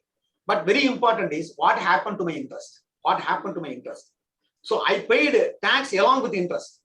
But this provision says that you can take the credit, but it doesn't talk about the interest. So therefore, that also we have to wait and see. So this is a amendment in section 41.2. Now we come to the clause 106 of the France bill. Section 42, Section 43, Section 43A is omitted in the statute book.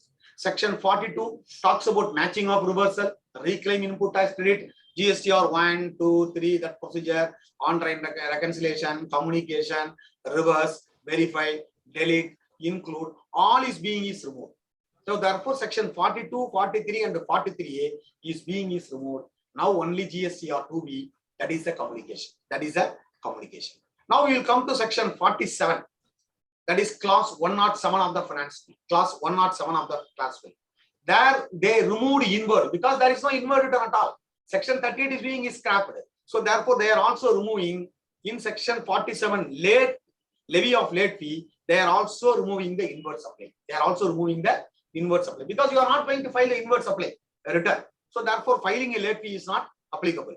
The next important is they have added section 52. 52 talks about the TCS, tax collected at source. You have to file it before 10th.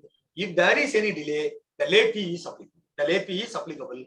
For TCS, e-commerce operator, they have to collect a TCS at the rate of 1% and they have to remit to the government and they have to file with the GSTR 8. If there is a delay in filing the GSTR 8 return, then in such a situation, the late fee is applicable. That is section 47. That is section 47. That is section 47.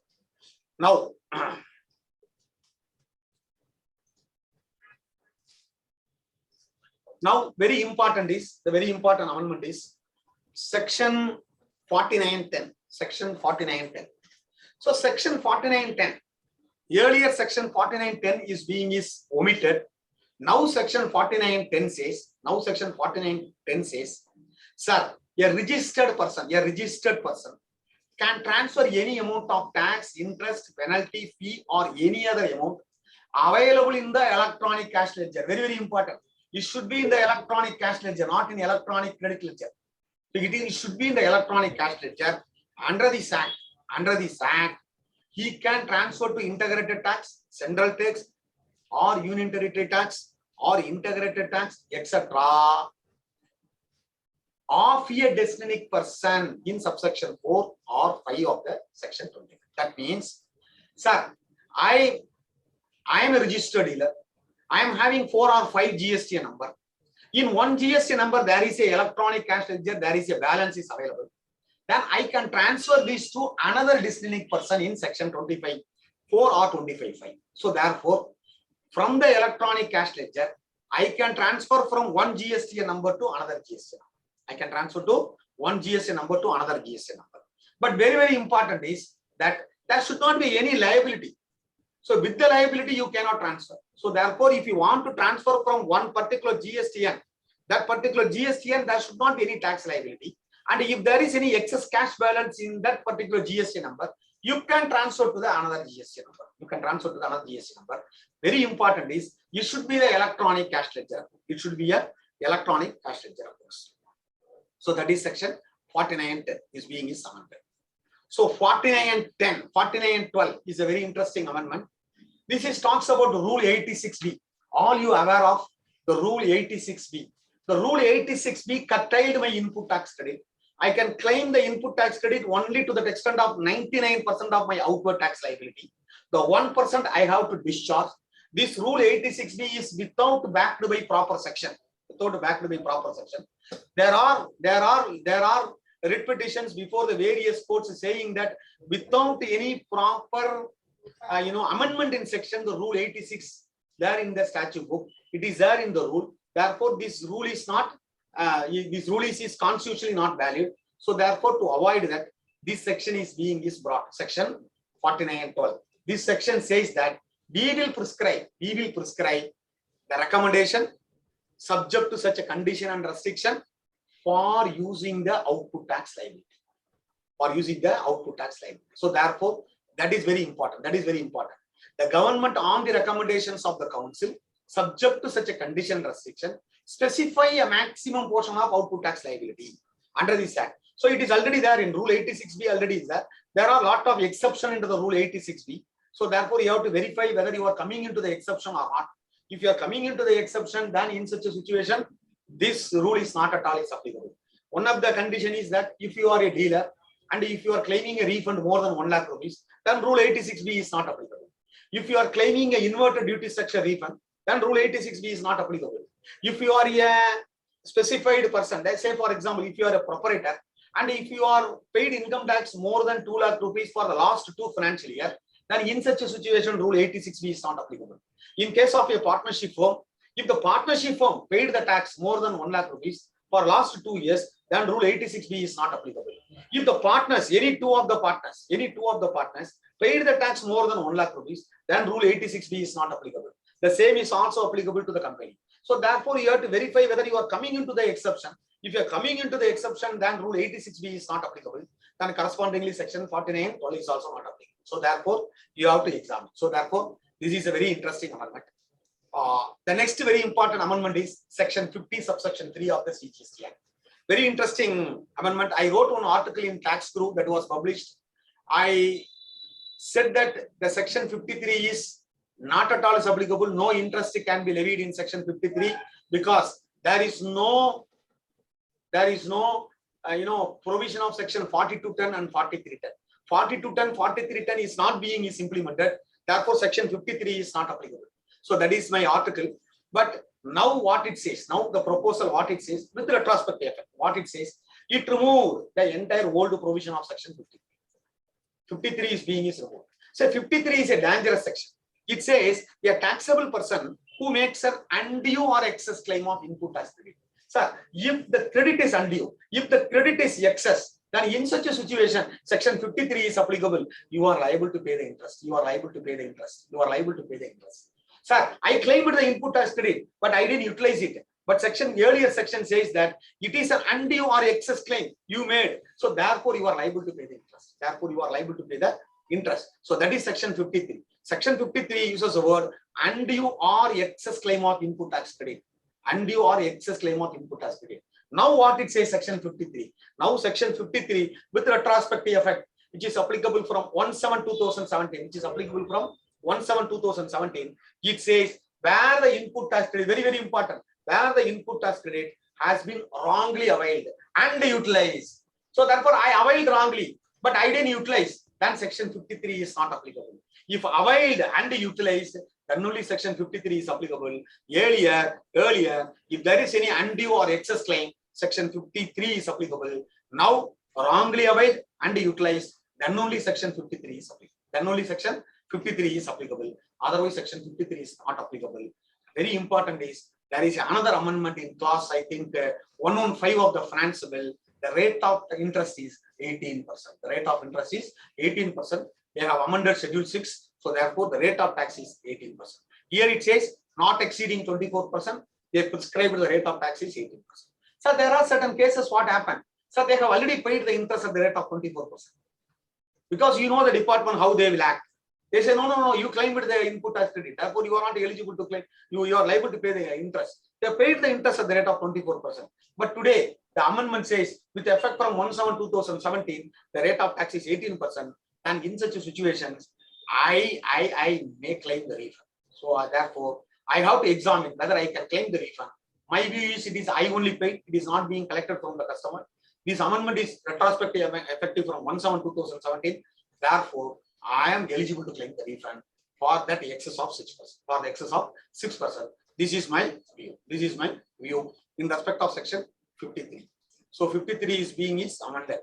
So now, in respect of e-commerce operators also, for in respect of any correction, omission, mistakes, the date is extended to up to 30th November. The date is extended to up to 30th November. This is very important. This is very important. The important is that in respect of, very important, in respect of a refund, the return furnished under section 39 is being removed. The reason is GSTR 1, 2, 3 is being omitted. 37, 38 to 39 is being omitted. So therefore now they amended saying that we will prescribe the form. Such a form and manner as may be prescribed. So therefore they will prescribe the form. Therefore they will prescribe the form. Even for claiming the electronic, even for claiming the credit in an electronic cash ledger, it says that once the return is furnished under section 39, 39 is not in the statute book. It is being omitted. Therefore, they will prescribe the form. Therefore, they will prescribe the form. A specialized agencies, instead of 6 months for refund, they have extended the period is 2 years. They have extended the period is 2 years. That is very important. Now,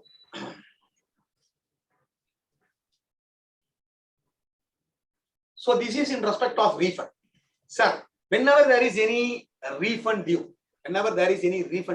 then in such a situation, the proper officer, he has a right now. He will verify is there any liability under this law. If there is any liability of tax or interest, he may withhold the refund. Or he will deduct the refund from the tax or interest or penalty which is payable by a taxable person. So that is a very important amendment. This is in respect of SEZ supplies. There are a lot of confusions. What is the relevant date for SEZ supply? Whether it is on the payment of tax or whether it is filing the return. Now it says from the date of filing the return, the 2 year is applicable. From the date of filing the return, the 2 year is applicable. I think with this, I have almost completed the important, the amendment made through the Finance Bill 2022. I once again thankful for the the Guntur branch chairman Gst Proposals sir for giving me an excellent opportunities to share my views. It is only one day, so therefore I am not able to prepare all. But however, the important amendments, whatever the important amendments which we have discussed. Thank you for your opportunity given to me. Thank you for all of you. Sir, thank you very much, Sir Subramanian, sir. It's very typical, sir. It's very difficult to prepare chats like this within one day, within a span of 24 hours only. Thanks for giving this graces, sir. First of all, within no time, you have been accepted our seminar, sir. Thank you very much. Sir, Gopalakrishna, sir, are you there, sir?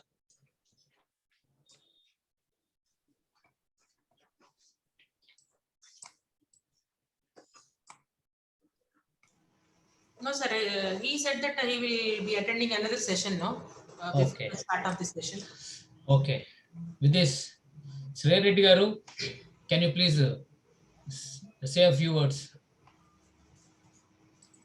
Please unmute and Sri Reddy Garu is our senior member. Sir, please unmute and talk, sir. Hello? Yeah, fine, sir. I can only say I thank the present committee, especially Srinivasarao, chairman, Yeah, thank you, sir. for conducting number of meetings even COVID pandemic situation. And I welcome the new committee members.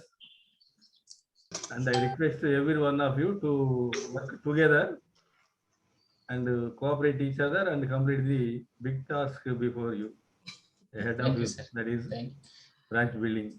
you very much, sir. Special thanks to Chairman Srinivasarao. Thank you very much, sir. My congratulations to Mupala Subbarao garu. Yeah. For being elected as SIRC council member. Thank you all. Thank you very much, sir. Sri Reddy Garu, senior member. I request now the Secretary Ravi Teja to please say a vote of thanks. Vote to Secretary Ravi Teja. On behalf of Guntur branch of SIRC, I convey my sincere thanks to today's chief guest G. Murli Krishna sir for accepting our invitation. I also thank our guest of honor CA Mupala Subbarao sir and Changal Reddy sir for your valuable words. I especially thank you Gopal Krishna Raju sir for giving a wonderful lecture with examples, and you have delivered in an excellent way. We also thank you for accepting our invitation within a short span of time and also helping us find a good speaker like Subramanian sir to this seminar. Thank you very much, sir. I also thank Subramanian sir. Within a short span of time, you have delivered a very good Great chats. on indirect tax, sir, with PPT. Thank you so much, sir. We request you to share this PPT so that we can share with the members also, sir. Thank you. And we have not expected this good. There is a very good number of participation. It almost touched 100 participants. Thank you to one and all for making this seminar a grand success. Thank you so much. Thank you, sir.